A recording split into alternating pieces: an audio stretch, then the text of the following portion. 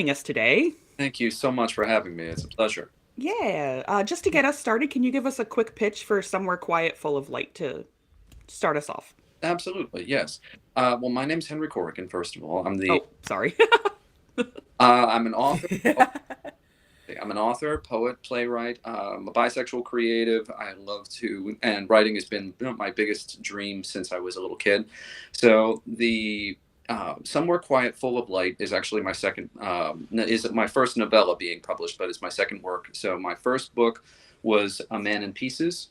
It was a psychological thriller that I published. That was originally published a couple of years ago by Darkstroke Books, and then was republished just this year by Bloodhound Books.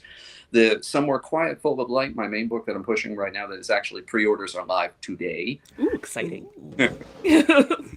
It's from Slashic Horror Press, and it is a queer haunted house story that came to me a couple of years ago. I was the lie of the American dream is my absolute favorite windmill to tilt at, and I've been watching a lot of 1970s haunted house films like The Changeling, Burnt Offerings. Especially The House by the Cemetery was a big influence. Fulci, I believe, was the director for that one, hmm and a couple of others that I had watched. And that I've watched over the years, and I realized that the aesthetic for it could really talk about like avarice and affluence and everything. So the story is about a gay couple, Eric and his husband Mike, and their family. They have two daughters, and Mike is a house flipper who is discovers a rare gem in upstate New York that's been sitting abandoned for a number of years and is going for bargain basement prices.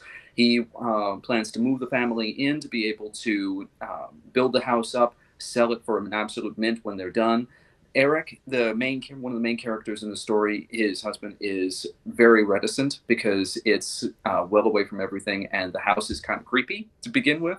So it's all about what Eric discovers as they move into the house, because the house itself is as much a character as Eric is himself, and it's about you will get perspective from the house itself. There's whole chapters that are written from the perspective of the house and how it takes to the family, the kids especially, and all of the secrets that are hidden within its walls. So it's a very fun story about the problems of affluence, about trying the lie of the American dream, about trying to move away from screaming landlords, which I've had, trying to, dealing with bills, which I think we've all had, Mm. yeah. So it's very much about the dangers of getting lost in ownership and ending up with things that own you. I like that. Yeah. I especially like that the house is going to be like an active character in the narrative, because I feel like in haunted house stories it has to be. Yes. I've read a lot lately. Actually, I've been reading a lot of horror. A lot of horror has been coming our way to the podcast. Good. Um, and there are some where like the setting doesn't feel involved, and I'm like, but it's horror. Like the setting has to be involved. Yeah. I in the same way that like a fantastical setting has to be involved, like there has to be something here for me to be like see this as more than set dressing. So that makes me really happy to hear that we're going to hear it from the house's point of view, because I love stuff like that. Yeah. It was something that I really wanted to push for because, like you said, it's set dressing, the ambiance and everything are absolutely key for a haunted house story. Anything gothic or anything like that is absolutely key. But um, the I think that certain objects or certain places take on a life of their own after a hmm while. So, and especially with a haunted house, you kind of have to really dig deep into that. So that's what I really wanted to do, is to like come at this from how the house itself saw itself and the family. So because nobody really sees themselves clearly, we only understand ourselves through how other people see us. So Yeah, I love that. Yeah. So, Somewhere Quiet Full of Light is such an evocative title. Can you tell us a little bit about its meaning and how it ties into the story? yeah, the title came to me. Sorry, Woo-hoo. Oh, no. oh, sorry about Here he that. is. Apologize. No, the The title actually came to me while I was in the middle of writing it, because it was all about Eric, who is an artist and has um, sold at local galleries. I mean, his husband is the breadwinner. He's the house flipper, he gets everything, but he's the established artist. He's had, openings in galleries and like, and art is always been very, very important to him, and is really where he channels a lot of the anger and the poverty that he grew up in. Like, his mom was, there's a part in the book where Eric talks about the differences between himself and Mike.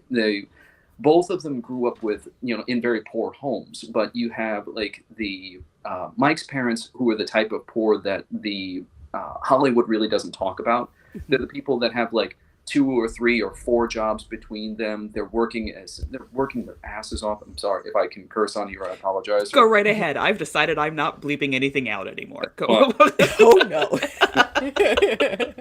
They work their asses off and never really get anywhere, unfortunately, because of how much it costs to be poor.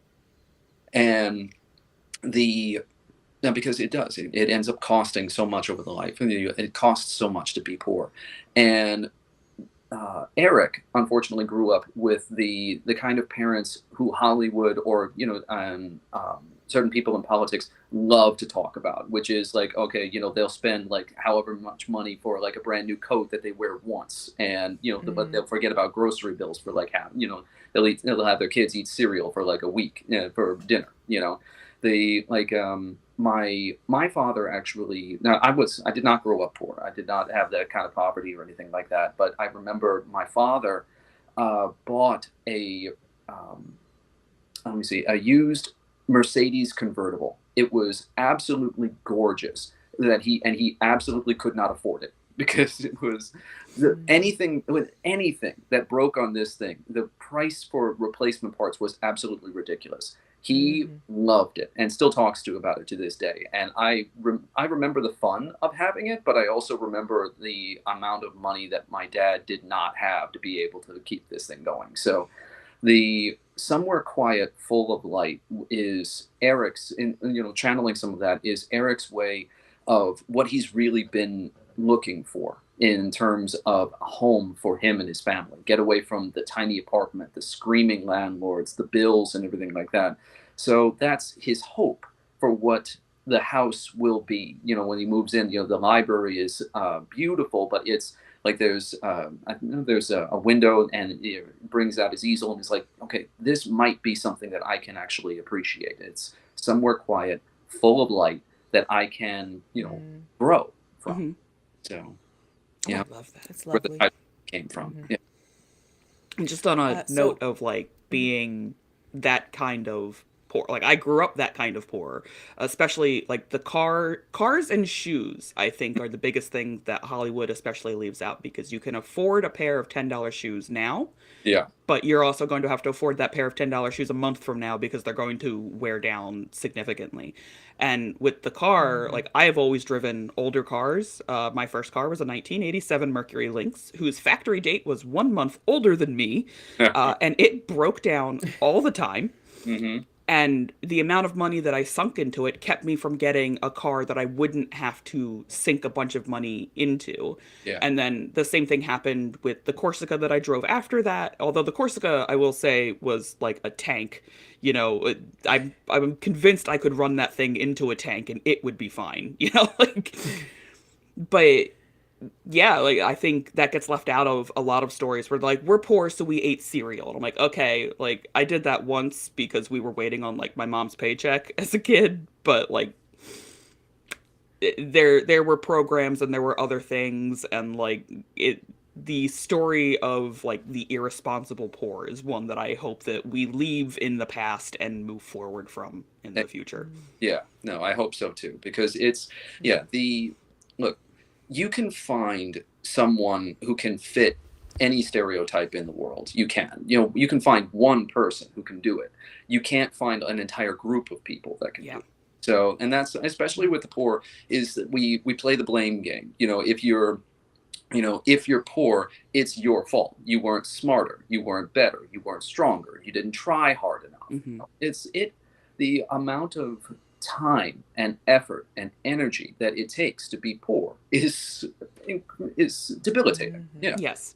And I think it was Terry Pratchett who came up with the Vimes boots theory. Yeah, it's from the Discworld system.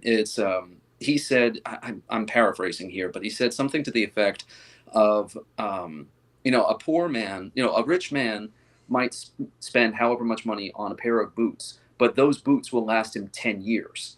A poor man might spend a lot less on boots, but it might last him a month. Yep. And he'll spend more money on boots over time than the rich man because he keeps having to replace them. Hmm. Yeah, it costs to be poor, and so that's what I really wanted to hit on, is um, just the horror of it, and that really bled into the house itself. So every book carries its own emotional core, and we've touched on this a little bit, but what were some of the most important ideas or feelings that you wanted to explore in the story? Guilt. I absolutely wanted to look at guilt with this because Eric is the thing that Eric is very hesitant when Eric first sees the house, and Mike is over the moon about it. He's talking about a mile a minute. It's like, this is going to be the greatest thing possible. We cannot let this go. Okay, we cannot let this go because the house itself has already got its hooks into Mike. It's already started like talking to him about like what you could do, what I could be worth, what you could do for me. And Eric is very hesitant, and it's what gets him to eventually um, acquiesce and go with his family, move everybody over, isn't his belief in Mike's dream or the future that he could see within the house. It's the guilt that he feels over squashing Mike's dream. Mike is, and he said, and Eric has said it himself. It's like Mike has a jeweler's eye when it comes to abandoned houses, old houses, and he's made a really good career over turning these abandoned places, these old places, into real profit. It's the reason that they're able to actually do this and maybe even move their family out of, the screaming landlord poverty type of thing. But it's the guilt that he feels, and even the house notices this because the house is kind of has a sense of the people, as the longer that they stay there, they have the more house can sense them, the more the house has kind of an influence over them, especially Mike.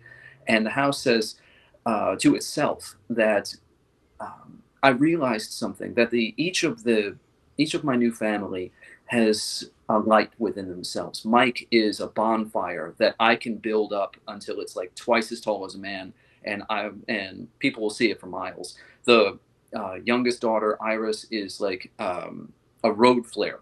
She's so bright, but she's tiny. And then there's the let me see, Emily, the elder daughter, is like a lighthouse, or she's constantly searching for some form of safety, something. But Eric is like a porch light. He's like the fixed in place. He doesn't, he cares only about his family, bringing everybody home. And the house realizes, it's like, I don't actually have to influence Eric to get him to, I don't need to show him what I could do, I don't need to show him what I could be for your family. I just need to let guilt do it for me. And that's what happens, is Eric's guilt over not wanting to quash his husband's dream is what gets them to move the family in. And it's an emotion that all of us feel, because we all feel that we owe something to our family, whether it's our kids or the parents who are no longer here. It's like, I owe this to my dad. My dad would be proud of me if he did this. Or, we all feel that we owe that, and to something, to everybody. And in a way, yes, we do. We do owe a certain level of responsibility, but we don't owe everything to everybody else. We are entitled to things to ourselves, and we're entitled to say, hey, this is a bad idea. I'm gonna write that down for therapy next week. I am not entitled to give everything to everyone. I, I've been through therapies a number of times, so some of it has sunk in over time. So some of it Good is, to know it works. Yeah, good to know eventually something sinks in. yeah. So, what was the most surprising part of writing this book, whether in terms of character development, plot, or the writing process itself? I think the most surprising thing and the thing that I had the most fun with was writing the first family, the people who actually built the house themselves, and digging into the I don't want to give too much away, but digging into the horrors of themselves, and that was honestly the most fun that I had had because the house itself is, and Eric comments on it early in the story because Mike says, okay, how old is this place? He's like, oh, it's like 70 years old. It's like, wait a minute, this whole house is faux Victorian grandeur. It's like the minarets, the gables, all the ironwork, the lattices, everything like that. And Eric's like, wait a minute, if this place is 70 years old, didn't like the Victorian era and way before that did, but the grandeur, the nouveau riche grasping of it is what the house is about. It's all about being grand. It's all about, I'm better than literally everybody else. I'm the house on the hill. So and everybody else should look up to me. So I wanted to very much build that into the first family. And I had a lot of fun with the matriarch of the family itself. And because she's the real driving force, but also the youngest daughter of the first family. Writing about her was surprisingly fun and twisted. So, yeah. It's always fun when our work is like, ha ha ha ha ha. It's especially surprising to me because I write mostly like children's fiction, so I'm sitting there like a little maniacal laughter. It's like, I write for children. I gotta delete some of these lines. Okay. Honestly, I've written a couple of them. I haven't been able to ship them to anybody. I've been able to I mean, they haven't been published, and I've been trying to push them for years. And the children's books is an incredibly difficult genre to bring. It's a very crowded field, and like I was very lucky. I was able to find and get in contact with an editor who worked on the Hunger Games. Actually, she was a copy editor on the Hunger Games. I've actually worked with her. Yeah, Jennifer Reese. Yeah. Yes, yeah, great woman, great lady, great woman. She was an absolute great editor. She was a lot of fun to work with, and she helped me on the two books that I wanted to develop. One was the Grumble of Tummytown Peak that I still have, and the other was the girl who could control day and night. And she really helped me develop both stories, and I've had a lot of fun with them. But I haven't been. I've pitched both of them numerous times. I haven't been able to find a home for it. Really, I've at least with traditional like agents and like so in. Like my first book, A Man in Pieces, when I wrote that, it took me a couple of years to write it, and then I spent 7 years pitching it. It was my first novel. It was all over. I tried everything because my readers describe it as psychological thriller. I think of it as horror because it really is about the horror of the American dream and everything that you lose over, trying to grasp something that's never going to be even within your reach. So at least for a lot of people, I've been very, very lucky, and I will say that to my dying day is that being able to have a home, be able to raise up my daughter. I've worked very hard, but I've been very lucky. I've been very, very lucky, and so I don't want to sit back and say it's like, oh, I've only ever did this, but no. But I spent 7 years pitching that novel to be able to get it to traditional publishers, and no one really wanted anything from it. So I ended up looking at a hybrid publisher, which was Darkstroke Books, and that was my first foot in the door. And since then, I've been doing a mix of queries between traditional publishers and independents. And so the independents is how I ended up getting Somewhere Quiet Full of Light into Slashik's hands, and they really loved it. And I actually have a new book that I've been shopping around for a while. It's a supernatural horror novel called Party of a Lifetime. It's actually a queer supernatural horror novel about four queer friends who try to recreate the prom that could have been, and end up getting dragged down a literal road down to hell. Down to hell. So that is actually being considered by a few independent publishers right now. So I've been, I was over the moon when I got the notices from 3 different independent publishers saying, we would like to, we would like the full manuscripts. We'd like to consider this. That's So exciting. it is, Amazing. yes. Again, nothing's guaranteed, as everything in life. Everything's up in the Yes. air, but it's just exciting to be able to have that. So, Yeah. so my hope is, in a very roundabout way. I know I'm kind of running the road here, but for the children's books that I have, and I really love them because they're based a lot on my daughter growing up, and I have a list of independent children's publishers that I'm hoping to eventually query. It's just one more thing on my to-do list that I'll eventually get to. So hopefully I'll find a home for all my stories, all my book babies.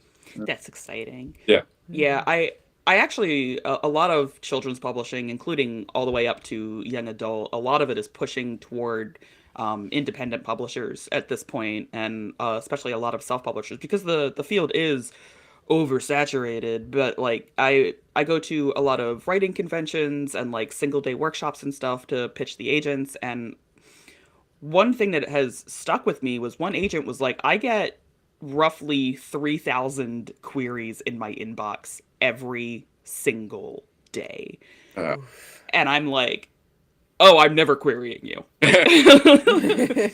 but but she's like, I'm not the only one, right? Like, she's one of the more popular ones. Eric Smith has also said he gets a couple, like, 1,000 in his inbox every day. And when you consider they, well, they have the help of interns and assistants, but somebody's got to go through all of those. Like, yeah, your stuff gets missed, or your stuff is just like not hitting the same notes as something else, or your stuff got looked at right before lunch instead of after lunch, and like there's all these little incidental things that help you luck out or not, and it's just like yeah, that's all it is at the end of the day is luck. I mean, like your writing skills, but also a lot of luck. it is. Oh yeah. Yes.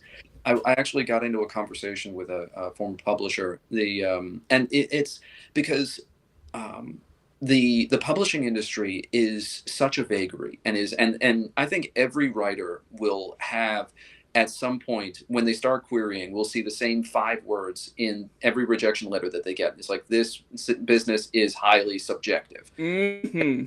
Every publisher will say a variation of those 5 words. And it's not just for authors, because again, agents get hundreds, thousands of queries every day, every week, every month, and reviewers, same thing. They get, when I started self-publishing some of my works, before I moved on to like hybrid publishers and independents, I was working with looking around for reviewers, and they were, and same thing, they would get hundreds of queries and everything like that. But to go back to your point about how a lot of especially for children's books, are moving more towards like independence and self-publishing, one of the things that they had said is that it used to be, or at least the common false knowledge when it comes to publication is that once you get like into a major publisher or whatever, they'll handle everything. They'll take care of like the marketing, the marketing, the promotion. They'll take care of you will have to obviously show up for the interviews, but they'll take care of most of it. They'll build up the marketing campaign and the like. That's not true, and hasn't been for some time. Is a lot of publishers will actually, what they'll do is they might have, let's say they put out 20 books, in a month, but they'll only build a marketing campaign around 1 or 2 of those books, the ones that they really, really believe in. Yep. And the rest falls on the shoulders of the author. So when I realized that, when I found that out, I'm like, so, I still try to get into agents. Obviously everybody wants to be part of the big five, but it's like, why am I not looking at the independents when odds are good that even if I get through the gates of an agent, then get through the gates of a major publisher, all of this might end up falling back on my shoulders anyway. Yeah. So why not just try with the independents? Because at least they might have a better chance of, or at least I would have a better chance of getting my foot in the door. So yeah, Yeah. I think I cap whenever I'm querying on anything. I try to cap the number of queries that I do because it's getting rejections is difficult, no matter how, Yes. no matter, Mm-hmm. what genre or anything that you're in.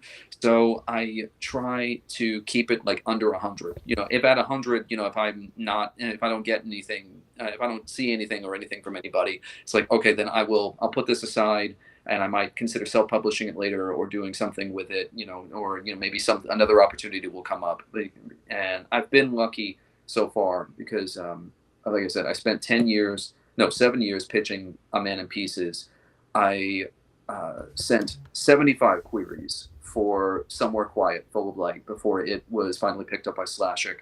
And my new book, Party of a Lifetime, is 51. Yeah, 51. I've sent out 51 queries, and I have like 3 that are currently considering it. So the progression is nice. Yeah. Yeah.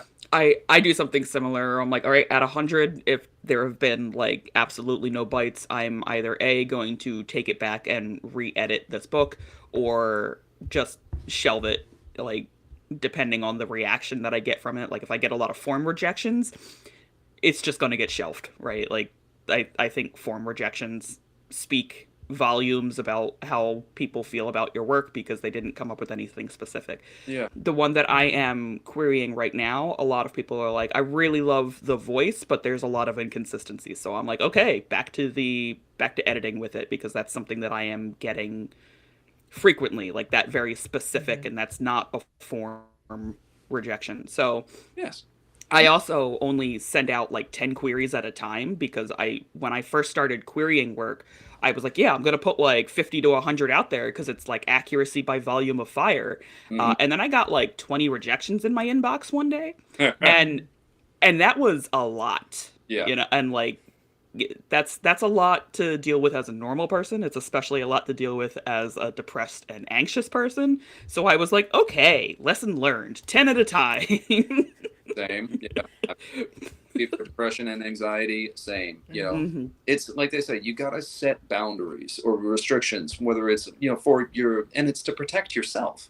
You know, Yeah. people in rejection with, especially in art and any form of art that we're doing, and this is art, and writing is art, is uh, it's very subjective, and criticism is just part of it. You're going to get rejected, but eventually you just have to kind of protect yourself, Hmm. make sure that you're in a good headspace to keep moving forward. Like when I was for Somewhere Quiet, Full of Light, I was lucky enough to. Let me see. I'm a member of the HWA, or actually, I was. I need to. I need to pay my dues. But Reminder. no, yes, I need to do that. But I was lucky enough to get accepted into the the HWA's mentorship program, and I ended up working with David Niall Wilson, who he's published, I forget, however many books, and he owns like Crossroad Press, and he's an independent publisher himself.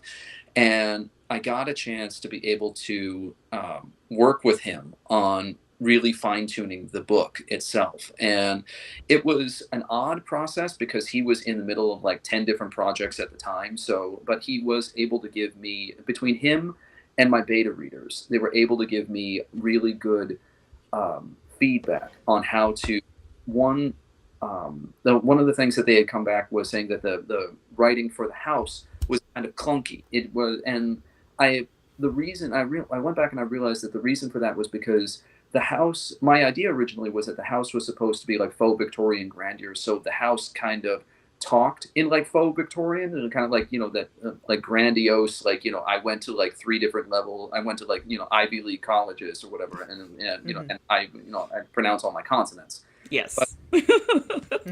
Yeah, and it was really holding things up and really making the story not come along very well. So going back and making it more of a living, breathing character as people actually speak, it really helped streamline the story and it made it more impactful for me. So that really, really helped. So yeah, feedback is, and and getting personal queries is absolutely essential. Is going back and making sure it's like, okay, how does this actually read?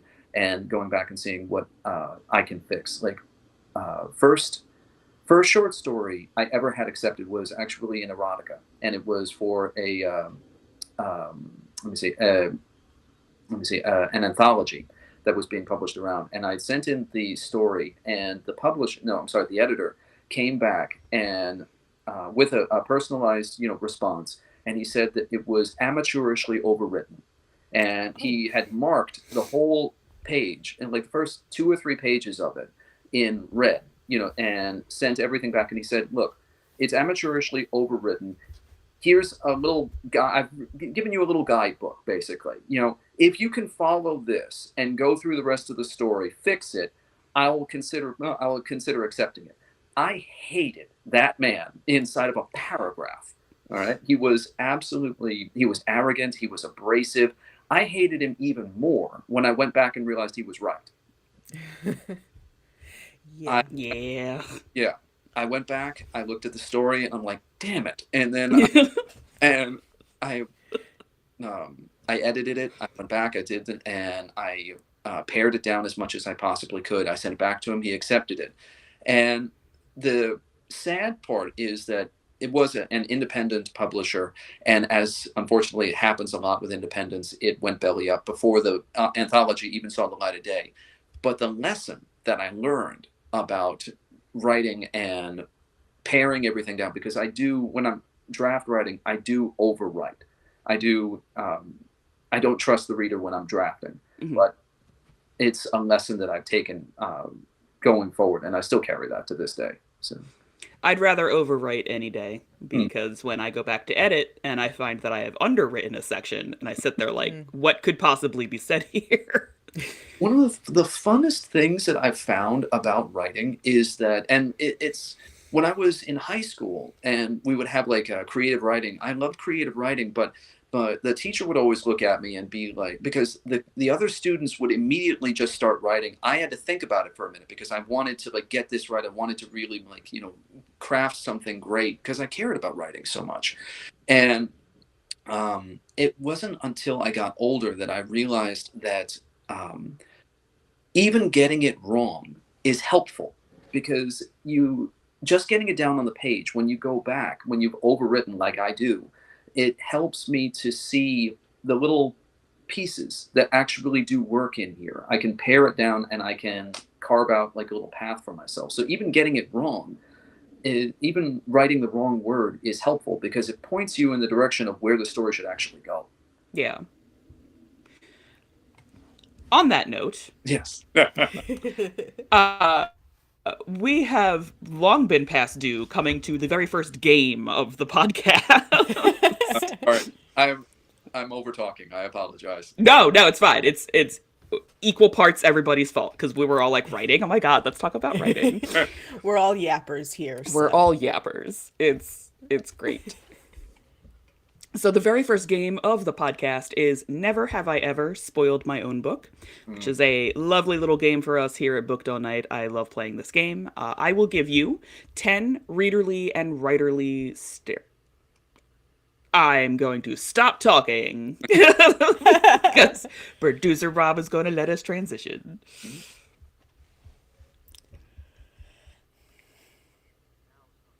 Okay, now the rules. So, the first game of the podcast is Never Have I Ever Spoiled My Own Book, which is a lovely little game for us here at Booked All Night. I will give you 10 readerly and writerly stereotypical things to do. Things like written at a coffee shop or used a receipt as a bookmark will appear on most of the lists that I do throughout this game. Yeah. And you're going to tell us if you've done it. And if you have done 5 or more, you have to spoil something from Somewhere Quiet Full of Light. Okay. And just as a warning, I am not above putting things on here like never have I ever written a book called Somewhere Quiet Full of Light. I am Fair quite enough. petty about this particular list. That's fine. Okay. All right. All right. Number 1. Never have I ever read a book in one sitting. I have done that. Well, at least when I was a kid. So Yeah. I was a huge Goosebumps fan. I still Yes. 20, 25 copies of the books, at least the first 25 books. So yeah, I used to, on like Saturday mornings, I would just sit in the corner of a couch with a blanket and a pillow, and I would just burn through the book, and even though I knew I'd have to wait like another month before I'd be able to get like the next copy. So Yes. I loved Goosebumps as a kid. Goosebumps are not as great as an adult, but they were amazing as a child. it does hold up. I mean, I look back at some of the books that I read when I was a kid. Like I read Bruce Coville, who was another horror science fiction kids writer and everything. And Spirits and Spells is one from still one of my favorites. I reread it just the other day, and it was, like I said, you see, as an older writer, you see like the little pieces that you could make better, but it's still a fun book. It still like brings back the nostalgia for me, and it's still fun to be able to sit and read. Yeah. I really miss the Choose Your Own Adventure books. Yep. And trying to get through and being alive, which I don't think I ever did for any of them. Yeah. The next one is never have I ever skipped to the ending of a book to see what happens. No, I don't think I've ever done that. Never have I ever written a character inspired by someone I know. Oh, I've totally done that. Never. Oh, sorry. Yeah, no, both good and bad. Yeah. Yeah. Never have I ever used a book as inspiration for my own writing. Oh, I have done that. Yes, and I still do that. Honestly, old stories, whether from let me see. Well, like I said, I watched a lot of 1970s horror films, haunted house films, and that really helped influence Somewhere Quiet Full of Light. So, and yeah, there's other books as well that I've used to be able to help me craft things. So yes, absolutely. Never have I ever judged a book by its cover. Yes, you always. Mm-hmm. That's the God's honest truth. I've even had agents at mid-tier publishers admit that and say, will absolutely judge a book by its cover. Yeah. Mm-hmm. And that works both ways. I've absolutely picked up a book because the cover is gorgeous and then the writing was terrible. Not. Yeah. I could think of one in particular, but I made a promise to not trash books on this podcast. But there is one in particular that I will text Maggie about later. Never hear about it. So never have I ever started a new book before finishing the one I'm reading. Oh, I've done that. Yeah. Mm-hmm. Yeah. Eventually, I mean, I wanted to read The Shadow of the Wind, which was Carlos Ruiz Zafón, if I remember correctly. I've heard so many great things about that book for so many years, and I took it from the library. I started reading it. I got about 200 pages in, and it is a beautiful book, but it's incredibly dense, and I couldn't finish it before I couldn't. I had to return it to the library. So, and I started picking up other graphic novels that I had been really looking forward to trying, and started reading those as opposed to this. So I plan to go back and see how the rest of it goes, but for right now, I've done that, absolutely. Me too. Yeah, I think I'm in the middle of 6 books right now. Whoops. That doesn't count. You got to read like 10 chapters. Which one do I want to finish? Yeah. You gotta. I've been in the middle of Mistborn for like 8 months. Love those. I keep meaning to finish it. Yes. It's great. I love it so far. My partner has finished the entire series basically. Mm-hmm. And he keeps yelling at me to finish it so that he can talk to someone about it because no one else in our close friend group has read Brandon Sanderson. Yeah. And I'm like, I'm trying. I just have these other ones I need to read too. Yeah. No, I love the Mistborn series. It was a beautiful. Mm-hmm. I loved it. I'm not usually a fan of epic fantasy. Like I've read some, like Brent Weeks. I've loved it. You know, the Brandon Sanderson. I've read a couple of things.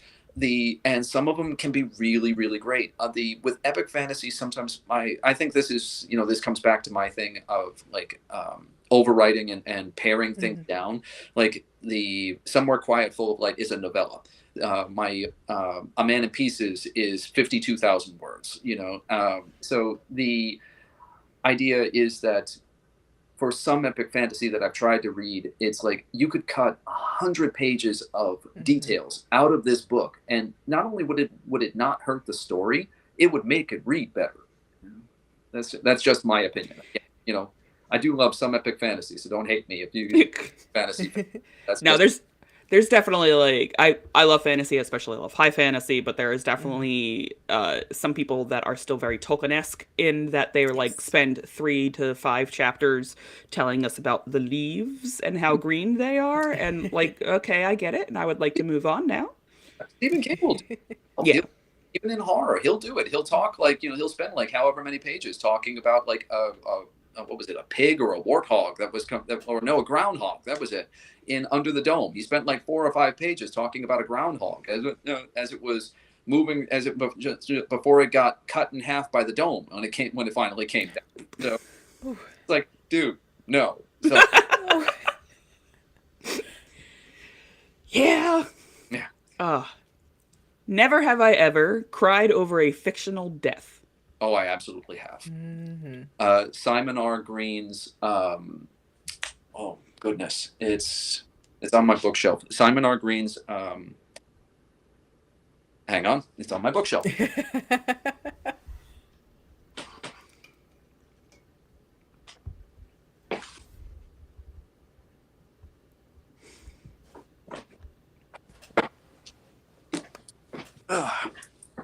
Simon R. Green's Shadows Fall.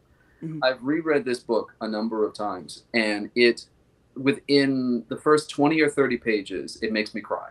You know, Mm. and it's every single time, and I've read it easily and I've read it easily like 3 times.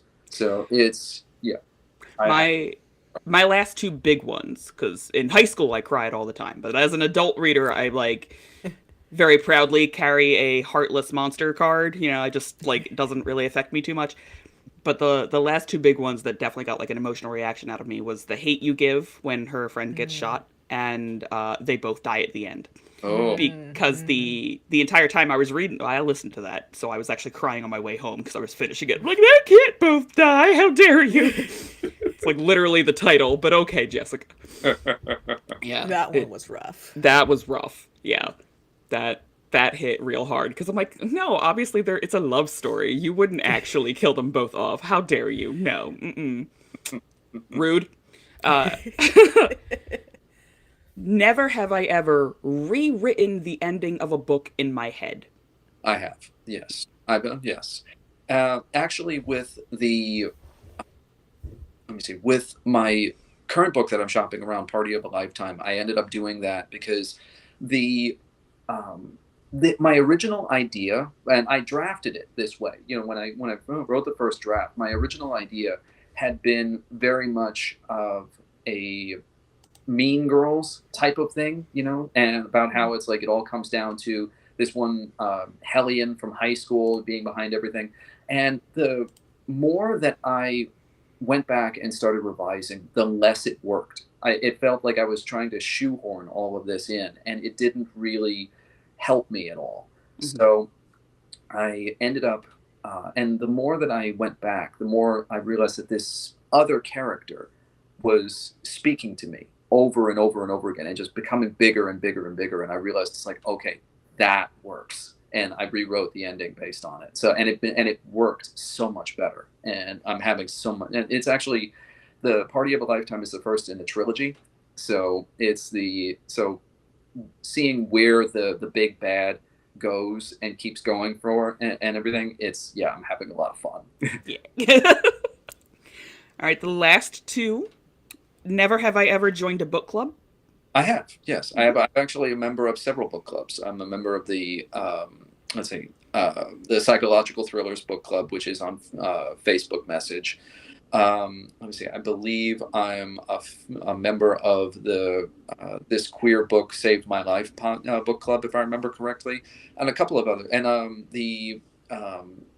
like I said, my first short story, so the first real professional writing that I did was in erotica, and I was part of an erotica writing group at the time, and they, um, more than anything, they helped shape my writing as well. So it's um, the book clubs have been a big, and writing groups have been a big thing for me for a long time.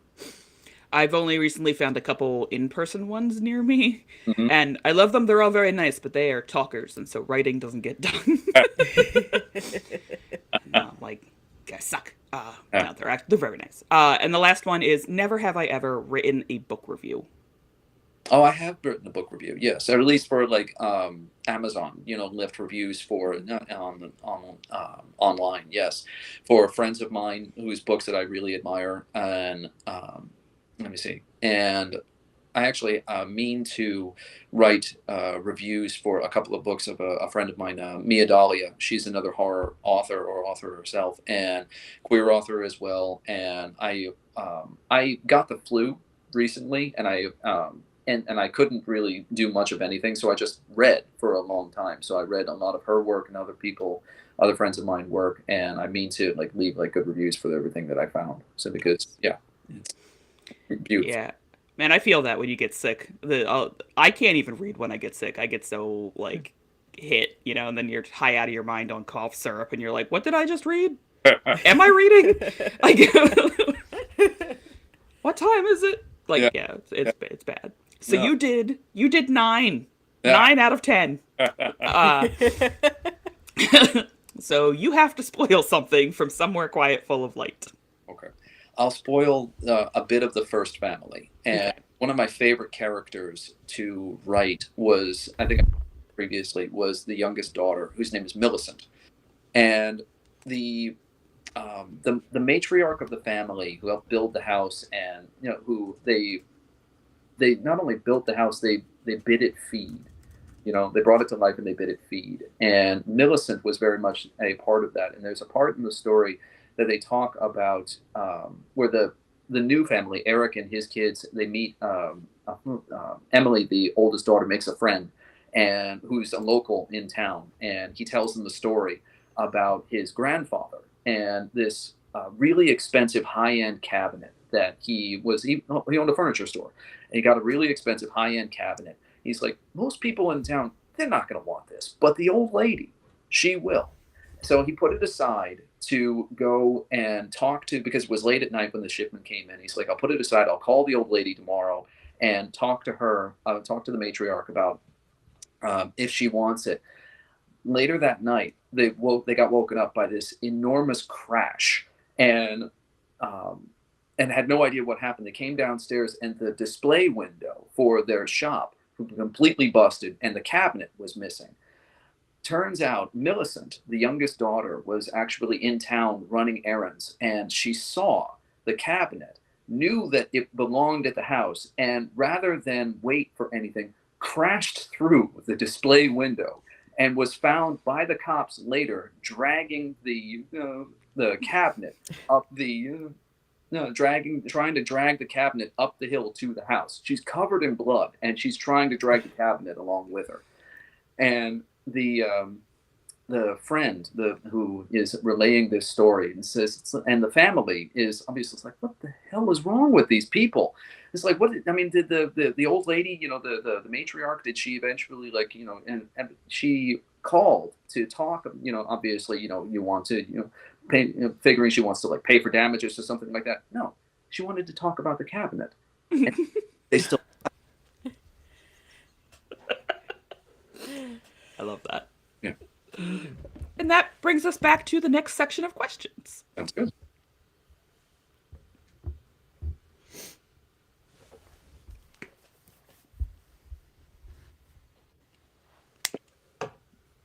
So, horror can take so many forms, from the psychological to the monstrous. What kind of horror do you find yourself most drawn to as a writer? Oh, that's tough. That's a great question. I think I think horror starts with psychology. It's because you have to get into the minds of your characters, the not just the good guys, but the bad guys as well. You can obviously create monsters that are um, two-dimensional. They're just there to be able to menace people and everything, and deal with the psychology of that. But yeah, the I think it kind of starts with psychology, and then the monstrous and how monstrous we become. Like that's part of what happens in my new book. In Somewhere Quiet, Full of Light is that's part of what happens with one of the main characters, Mike, or one of the characters anyway. He's how monstrous he eventually becomes, and the psychological and the dealings of Eric, who loves him deeply, but still has to decide whether or not he can be saved, or do I need to save my family and leave him behind. So, Mm, yeah. Fear is such a personal thing, and what scares one person might not affect another. How do you approach crafting fear in your stories? people say that there is always, that there are universal things that we all deal with, really. And, you can write these things in broad strokes. I find, at least for my personal writing, I write about the things that I know scare me. And it's by writing about the things that scare me that I come to understand that I'm not the only one who deals with this. Like when I wrote A Man in Pieces, like I said, my readers describe it as psychological thriller. It's always been horror for me because you can say it's like, oh well, everybody worries about bills, everybody worries about home ownership and everything like that. Well, Man and Peace is like a psychological thriller. Most psychological thrillers are about like, let me see, stalkers, serial killers. They're about like soldiers, spies, cops. These are two very average men who are trying their best to work at an absolute dead end job, and they find out that it's downsizing. And one is a father to be, his wife is on bed rest, and the other is his abusive boss, who his life and his health are falling apart. They've got to battle each other for the last spot at a dead end job because they can't live without it. And the fight will lead one of them to murder. So I've been in dead end jobs. I've woken up in cold sweats over the bills, over the mortgage, over this, over that, and I realized that by writing about my own fears, it helped me to understand that I wasn't the only one who was dealing with them. And I think that's what is makes the work and my work more relatable, is just understanding that, yeah, fear is a very personal reaction. What will scare someone, and like you said, what will scare one person won't scare another. But when you dig into what really terrifies somebody, you'll find commonality. Hmm. Hmm. Absolutely. Were there any particular challenges in balancing horror with the other elements of Somewhere Quiet, Full of Light? No, actually, no, I don't think so.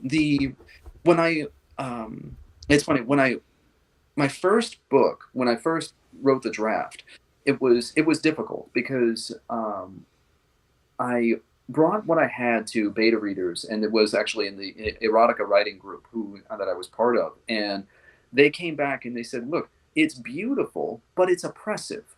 There's no light here. There's nothing to laugh over, or there's nothing heartwarming here." And and it's all just like one bad thing after another after another.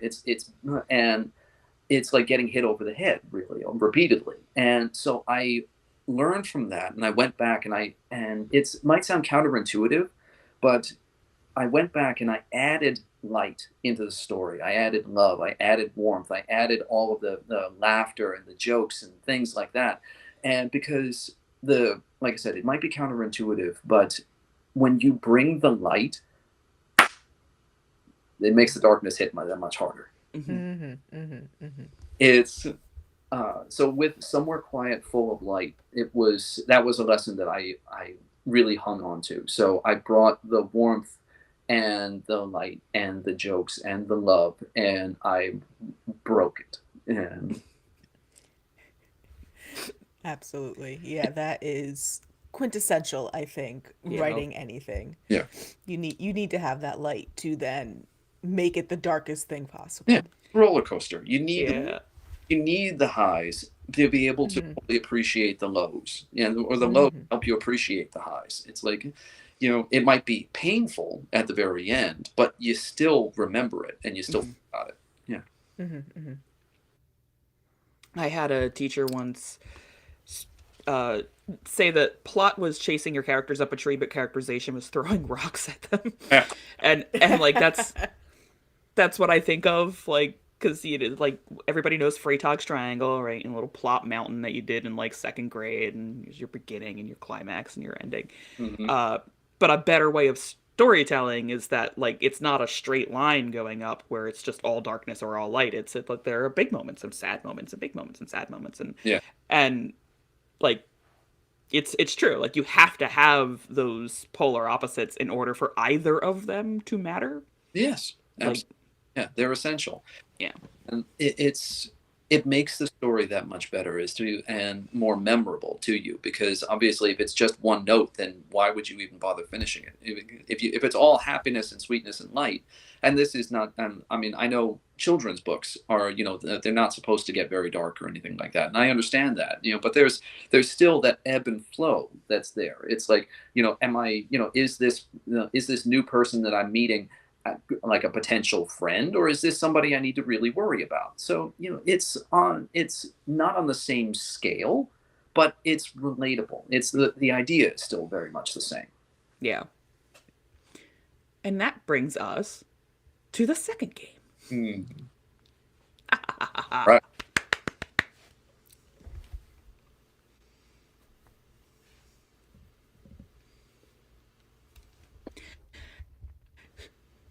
So our second game is Would You Rather.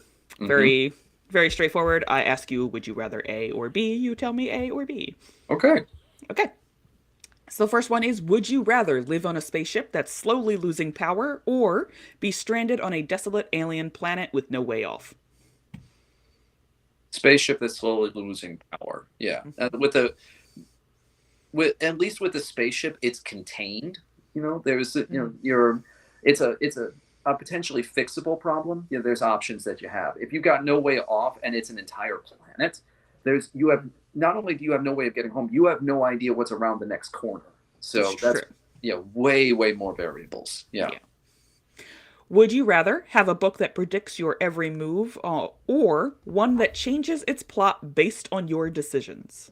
Oh, it changes its plot based on my decision. Yes, because I've toyed with the idea of like an infinite book, one that and some writers have done it. Like they've written books where they send it to you and it's written in chapters, and there's no and you can by rearranging the chapters, you change what happens in the book. So it's kind of like choose your own adventure, as you were saying, but it's infinitely configurable, almost infinitely configurable. So I would rather have that. Yeah, the one that can predict your Interesting. every move. That's just downright settling. I actually watched an anime many, many years ago, as I'm no longer in my anime era. But one of the plot devices of that was somebody had a book that told them the movement of another character and Hmm. like where they were down to the minute of every day. And I'm like, that's creepy. Yeah, Mm. No, thank you. yeah. What's Uh, Harry Potter, the Marauders map, right? It tells yeah. exactly where everybody is when in the entire castle. That's Mhm. useful, but it's I don't really want to that's also spying. So Yeah. Hmm. It's also like as a kid, I was like, yeah, now you can sneak around, and as an adult, I'm like, ooh, it's like stalking and really weird. yes, yes. Okay, would you rather have the ability to read minds but only hear the most terrifying thoughts of those around you, or be able to speak to anyone in the universe but always say the wrong thing? Oh God, that's tough. Uh, Either way, you're screwed. Hmm. Uh, yeah.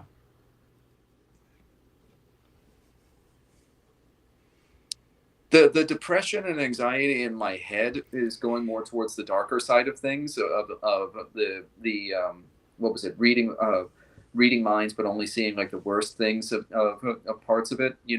I don't think I would last very long if I had, but I'd probably never sleep, but it's, yeah. The other one would just be infinitely frustrating. Either one would be debilitating, the other would be infinitely frustrating. So yeah.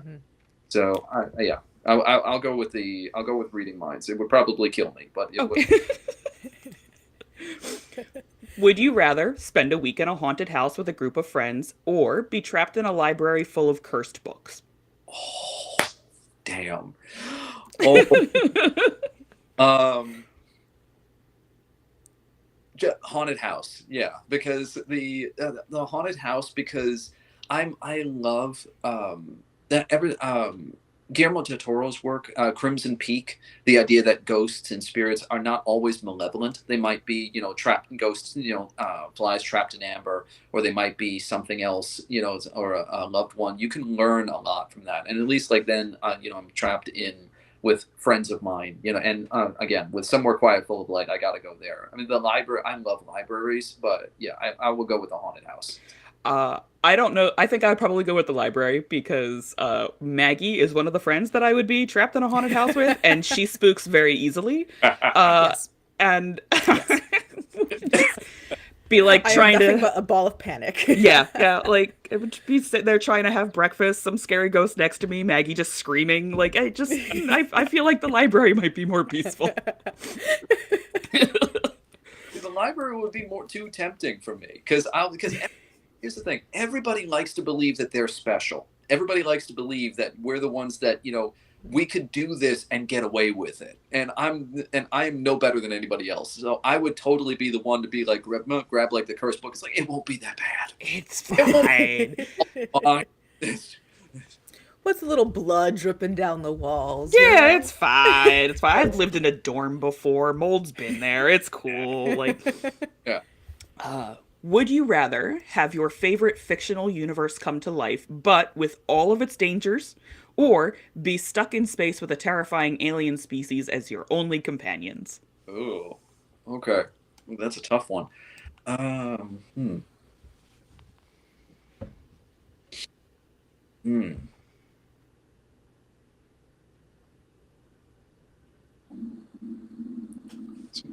me, my stomach's rumbling.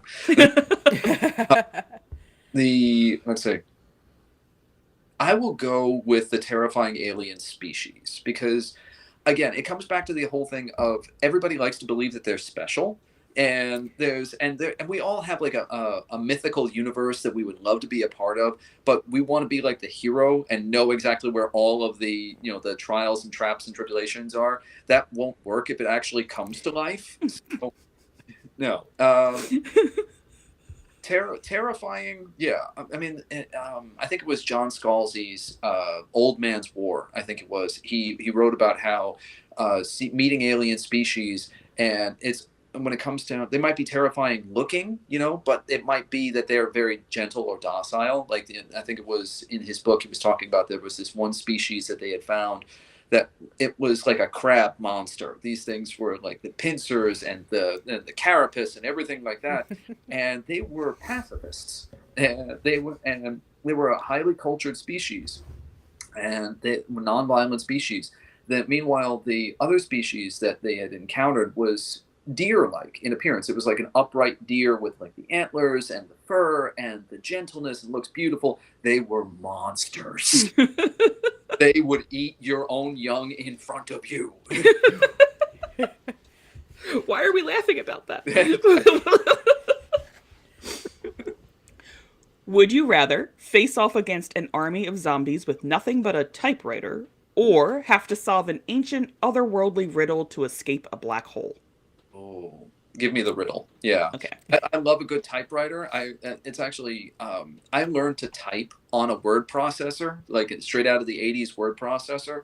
So I love a good typewriter, but yeah, not exactly helpful. So that scenario, Yeah. I actually learned to type on a typewriter because that's what we had in the house. Oh, And it is heavy, and I think I could do some damage with the typewriter, to be honest. they are heavy. No, that's true. Yeah, you could probably do it, but like against a whole army, I would have a problem. It's like you just like after like 3, 4 swings of this, it's like, oh god, I'm dead. It's, Yeah. I can't lift my arms. Just take them by now. Yeah. Would you rather be the only survivor of a deadly space mission, forced to live out your days in isolation, or be part of a team that discovers an ancient alien artifact that drives everyone insane? Jessica, were you in a mood when you came up with these? um, This is what I get for doing these before I take my meds, but it's fine. here's the thing. Either way, you're gonna end up insane because that's the thing. It is with isolation. No one can be alone for very long. Okay, no one. I mean, I'm very much a loner. And I'm very much an introvert. I love my family and everything like that.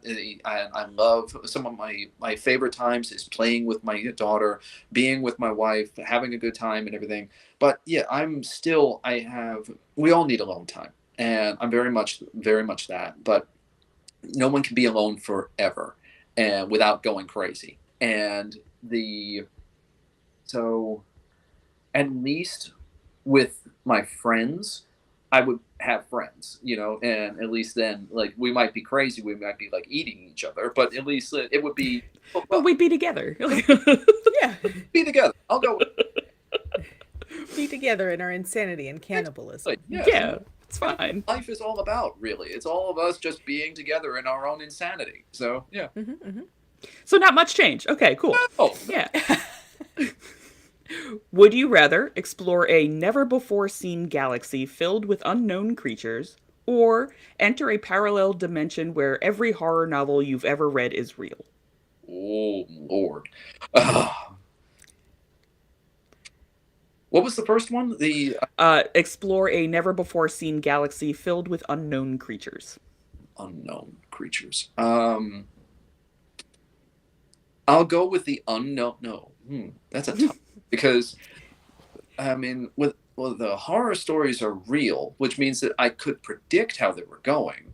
But again, no, that comes down that no. I'll go with the unknown because again, it's the whole thing of like I want to believe that I'm special and that I would be able to solve the problems and know where all the plot points are, and I'd be like the lone survivor with like the flag in one hand and the gun in the other. I'll go with the unknown. So. All right, we're down to the last two. Would you rather write a book that only you can read, or a book that is so terrifying it causes anyone who reads it to fall into a deep sleep for days? Oh, the falls into a deep sleep for days. Yes, because I mean I love writing stories, and we always say write for yourself.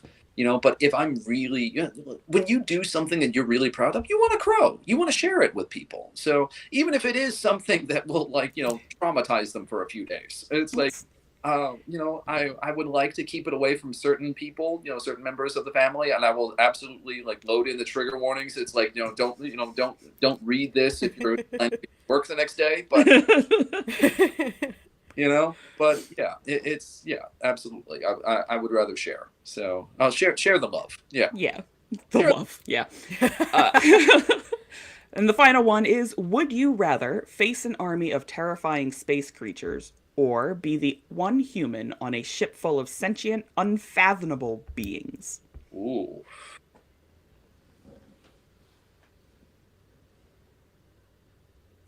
Sentient, unfathomable being. I mean, as versus like terrifying, like an army of terrifying creatures. Let me see. I might be, anytime I'm facing an army, I'm going to end up getting dead. So it's the unfathomable creatures. Again, I will take that just because there's a chance that I might at least be able to like survive. I could build something for myself and just deal with the craziness because a lot of people are unfathomable. So yeah, It's true. so I would rather take the chance. And that brings us back to our final round of questions. You got it.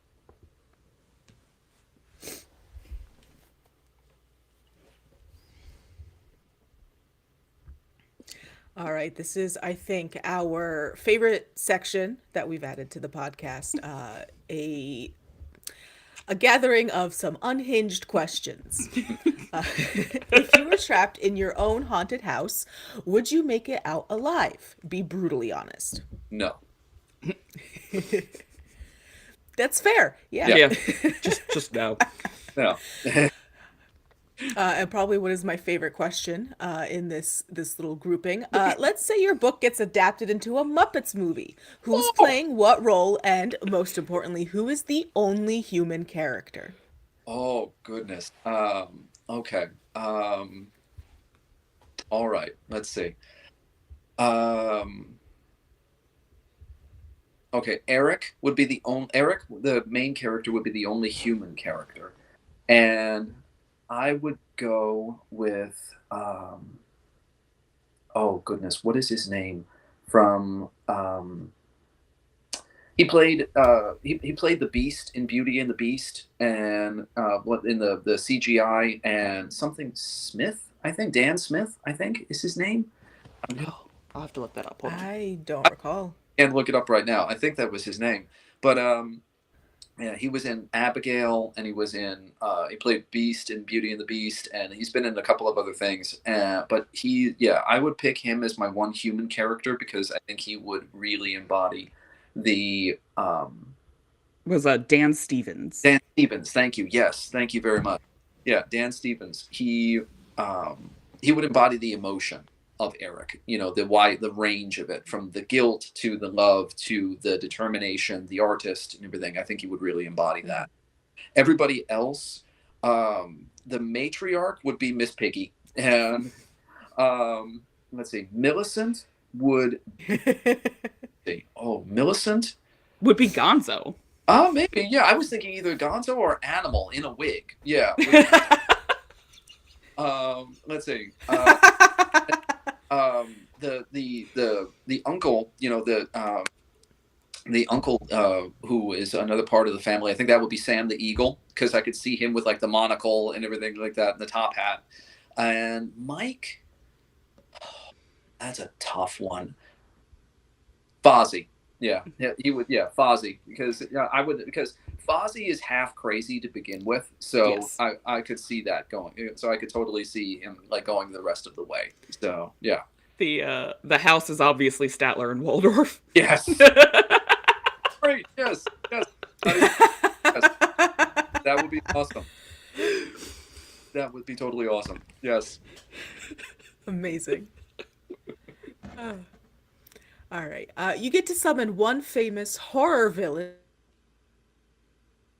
What chaos do they bring to the writing process? I'm sorry, I lost you for a second. I get to sub in one famous horror villain, and they get and You get to summon one famous horror villain to be your co-writer on your next book. Who are you choosing, and what kind of chaos do they bring to the writing process? okay, one famous horror villain that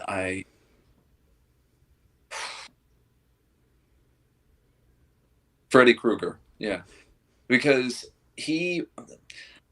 I love a villain with personality. And I loved Friday the 13th. Well, I loved Jason and Michael, and I haven't seen Terrifier yet, but I love a villain with real personality. Either him or Hannibal Lecter, from the show itself. Another actor whose name I cannot think of off the top of my head. Oh, I can't think of who that is either. Yeah, but he's Mads Mikkelsen, right? yeah, Mads Mikkelsen. Yes, that's right. Yes, thank you very much. Yes. Yes, either Hannibal or Freddy Krueger, and the chaos that they would bring.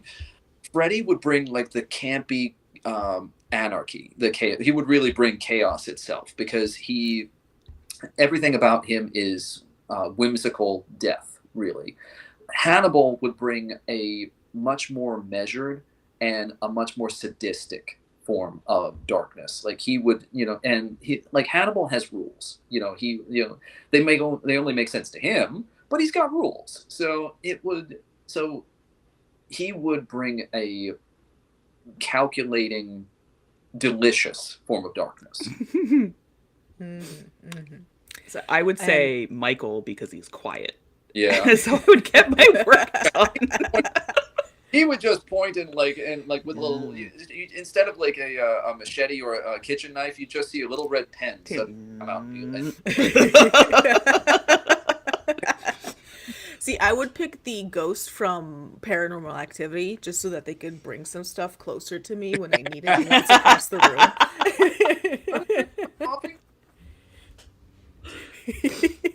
Ah.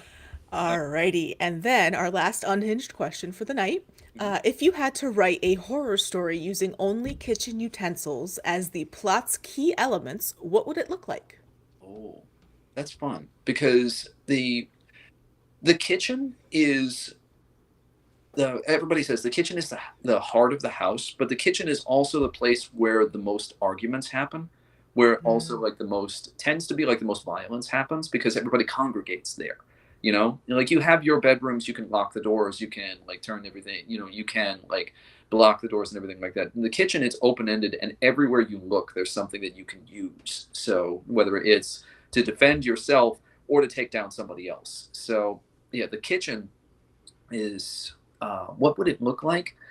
I would say it would be a hmm, one of my favorite stories, and one of the things that I want to do a spin on, was from the original Creep Show, and it's the story of Father's Day, where the Aunt Bedelia is she murdered her father. Was abusive. Her father was an absolute monster, and he actually murdered the man that she loved. I'm sorry if I'm spoiling Creep Show for anybody out there. I should have said that to begin with, but she murdered him for all of the horrors that he did, and he comes back for revenge and on Father's Day 7 years later. So I have ideas for doing a spin on this idea, because the story is about how, okay, you did wrong and now you got to pay for it, but it skips over the nuance of this. The man was abusive. The man committed murder. The man got away with committing murder and turning her, and no one was helping this poor woman to be able to get out of this horrible situation that she was in. So, do you really have the right to judge somebody for doing what they, for Mm. taking whatever action they can to be able to get out of hell? So, I would say if the story would look like um, the patriarch, the grandfather, the father, whoever he was, he's back, and the rest of the family is now divided into whose side are they really on. Are you going to pretend that you're one of the good ones, that grandpa is going to look after you, if you help him out and not eat your fucking face off, or are you with the very difficult but unrelatable aunt who did a terrible thing to be able to get out of hell? And I can see both sides of it, standing on either side of the kitchen table or a butcher block.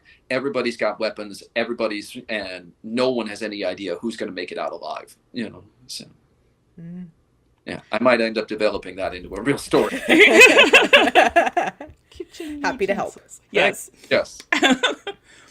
And finally, it takes an entire community to get books out into the world. Is there anyone that you would like to thank today? Anybody from friends to family to agents, editors, and publishers? Oh, absolutely, yes. I have a wonderful beta reader, Patty Moran, who has every book that I've written of late. At least she's read and made it better. She's got a very near editor level analytical mind when it comes to stories, and she points out like where the commas are actually supposed to be, and how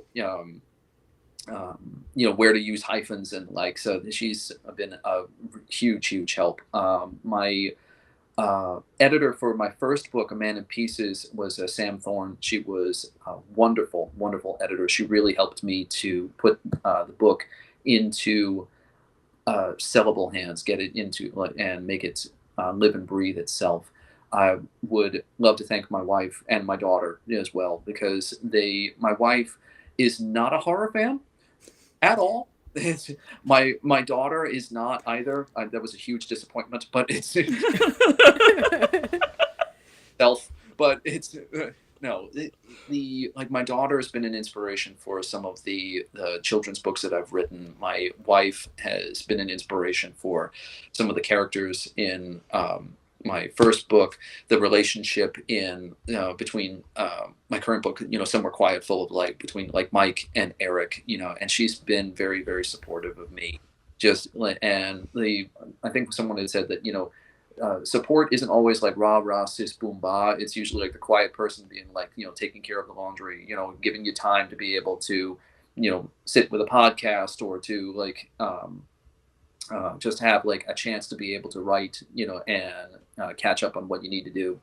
So my wife has been a huge influence and a huge help for me. My daughter Sam, Patty, my mom, is another beta reader as well, and she's probably my biggest cheerleader herself. And the writing group, the Erotica Readers and Writers Group Association, they saw A Man of Pieces in its very early form and helped me make it better. And there's a lot of people and a lot of wonderful people that I've met and that have been really big help for me. And I got to say to Jennifer Reese as well. She was for my children's books that I hope will someday see the light of day. Yeah, exactly. That she was a huge help with those as well. Mm-hmm. So, yeah, that's great. And thank you again for joining us today. Yes. Thank you for having. Yeah.